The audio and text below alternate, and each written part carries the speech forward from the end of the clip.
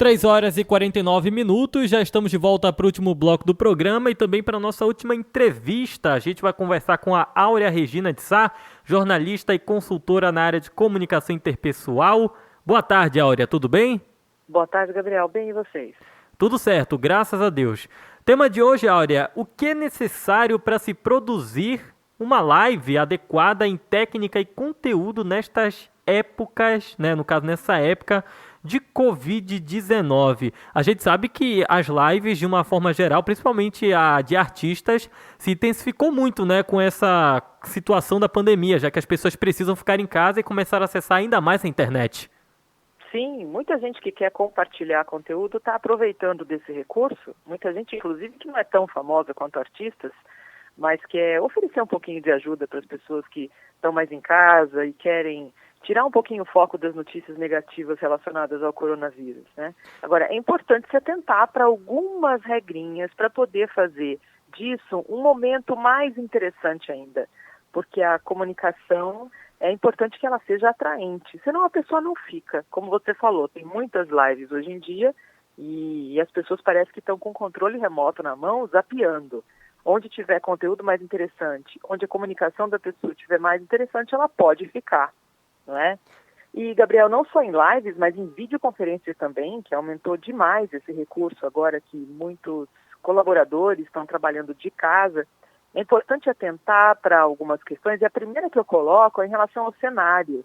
Tem aplicativos que oferecem o recurso de você selecionar um cenário virtual, um cenário artificial, né? Uma imagem ali de fundo.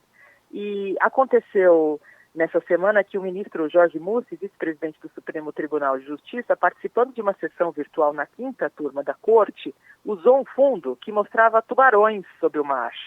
Então, todo mundo lá, de terno e gravata, todos conversando assuntos sérios, e ele com o fundo de tubarões atrás.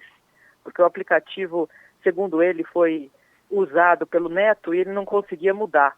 Esse fundo está disponível ali, como está também disponível o fundo de uma sala de escritório ou de uma sala onde atrás da pessoa tem uma prateleira cheia de livros, mas ele acabou usando essa dos tubarões. Quem não quiser usar o cenário artificial pode aproveitar, claro, o cenário de casa, né? Use o que tem, deixe real essa situação, mas tomando alguns cuidados, como, por exemplo, não deixar muitas imagens no fundo ou uma desorganização numa prateleira, ou então mostrar particularidades da casa, partes mais privadas mesmo, né? Não é legal fazer live dentro do quarto mostrando a cama atrás, né? Não passa uma imagem tão positiva, depende muito da imagem que a pessoa quer transmitir. Cada um que aperta o botão ali para entrar ao vivo numa live precisa entender isso também. Fazer isso num local mais tranquilo, para que não fiquem passando pessoas atrás. Usar também uma roupa adequada para o momento, dependendo de quem é essa pessoa, do assunto que ela trabalha, para poder ficar tudo coerente. E sabe uma dica que eu vejo, que as pessoas ainda não têm se atentado, em relação à altura da câmera? Muita gente deixa a câmera muito abaixo do olhar, então fica olhando de cima para baixo. Parece até uma postura um pouco autoritária. Quando a gente olha para o outro numa conversa presencial, é importante olhar nos olhos. E quando a gente olha através da câmera, é como se a gente estivesse olhando nos olhos, mas também é importante que a gente faça essa altura e olhe para o outro como igual, não como superior. Tem muitas outras coisas, sobre o uso do fone de ouvido, uso da expressão corporal e verbal, e também checar tudo antes de começar, para não ter nenhum risco de acabar a bateria do celular antes, deixar o notebook na tomada, para que tudo saia o mais interessante possível, para realmente atrair o interlocutor. E Áurea, você tocou num ponto muito importante, né, sobre, por exemplo, a comunicação não verbal, né, a forma como a gente se comunica com o corpo, né, com gestos, é uma dificuldade que muitas pessoas possuem, porque muita gente que, por exemplo, tem o interesse de entrar aí nesse ramo, de querer fazer lives, seja qual for o segmento, muitas pessoas possuem um desconforto em falar diante de uma câmera. Tem gente que acaba travando, tem gente que acaba não conseguindo ali ter a desenvoltura que teria numa conversa presencial que não fosse gravada. Então, o que falar para essas pessoas? Como dar dicas para essas pessoas se comportarem da melhor forma possível, né, em frente a uma câmera, inclusive com a linguagem corporal, que a gente sabe que é muito importante para você atrair a atenção ainda mais do telespectador. Sim, tem muita gente que não entra numa live por causa disso tudo que você falou. Perde uma oportunidade de exposição, e não é só numa live como estamos focando aqui nesse momento, mas não entra numa reunião ou não faz uma apresentação do seu negócio, da sua ideia, e não vende a sua ideia, porque tem esse receio de aparecer diante do outro, e muitas vezes o que está por trás disso é o receio do julgamento. Então tem tanto medo de ser julgado, que o outro vai falar sobre mim. O outro pode falar muitas coisas realmente, mas talvez ele não fale nada, ou nem esteja focado em pontos que você acha que são desfavoráveis. O importante é se encher da energia positiva de que o seu conteúdo pode ajudar o outro. A comunicação é sempre doação. Quando a gente quer compartilhar, a gente não fica medindo muito. Será que eu faço? Será que eu não faço?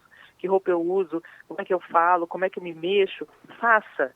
E com o tempo, isso vai se tornando natural. Você pode até encontrar um modelo que você gosta, alguém que se comunica bem e que é atraente, mas procure encontrar o seu jeito de ser, porque a naturalidade é o que mais convence, é o que mais passa a verdade e é o que mais fica atraente. Querer ficar produzindo, planejando demais não vai funcionar. Por exemplo, sobre as expressões corporais, ninguém fica pensando como é que eu mexo a mão agora, eu movimento a cabeça para lá ou para cá. Não dá para pensar tudo isso enquanto você fala.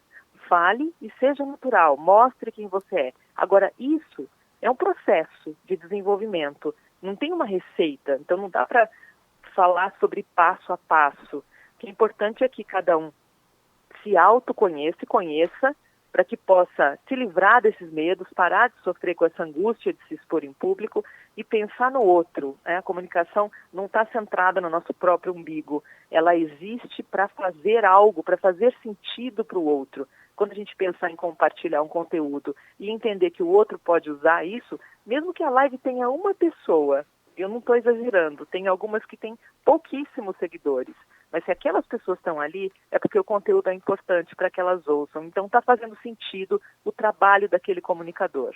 Esse foi um ponto fundamental, né, Áurea? A gente ainda tem alguns minutinhos só para encerrar. Vou até voltar nesse segmento que você colocou, que é o medo do julgamento, né? Hoje em dia, com a internet, que tudo fica amplificado, as pessoas realmente possuem esse medo. Nossa, o que é que vão pensar de mim? Será que se eu cometer alguma gafe, esse vídeo vai viralizar, as pessoas vão rir, vão tirar sarro de mim?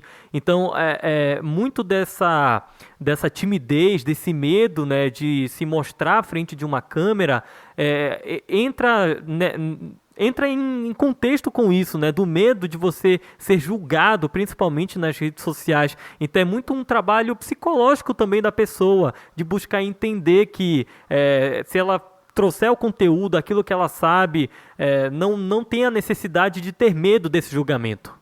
É importante ficar preocupado, sim, com a imagem que transmite. Cometer uma gafe pode ser muito ruim para a imagem. Agora, se a pessoa tem pensamentos não preconceituosos, se ela respeita o outro de verdade, se ela pratica empatia, são todas virtudes, respeito, empatia, o julgamento zero, são virtudes. Provavelmente ela não vai cometer gafes. Quem está mais arriscado a cometer uma gafe, a fazer algo que está inapropriado com a situação, é alguém que não está preocupado com o outro. Fala o que quer, o que dá na telha, não está nem aí com a consequência disso. Essa pessoa pode ser um grande candidato a ser vítima de um meme, não vítima, né? Porque ele mesmo que criou. Quer dizer, a nossa imagem somos nós que criamos. Alguém pode falar alguma mentira a respeito? Pode, mas isso cai por terra, dependendo do comportamento da pessoa, e não vinga. Então, é importante, sim, se preocupar em ser cada vez uma pessoa melhor. Conforme nós nos tornamos melhores pessoas, com comportamentos adequados, com respeito ao outro acima de tudo, seremos sempre comunicadores melhores. O processo de desenvolvimento da comunicação está baseado nisso, em se tornar uma pessoa melhor, não se tornar um personagem de comunicação melhor, cada vez mais praticante de técnicas. Não, isso é muito robótico. É importante que seja natural. Áurea, muito obrigado aí pela entrevista, conteúdo muito relevante. Boa tarde, bom fim de semana. Obrigada, Gabriel. Boa tarde a todos.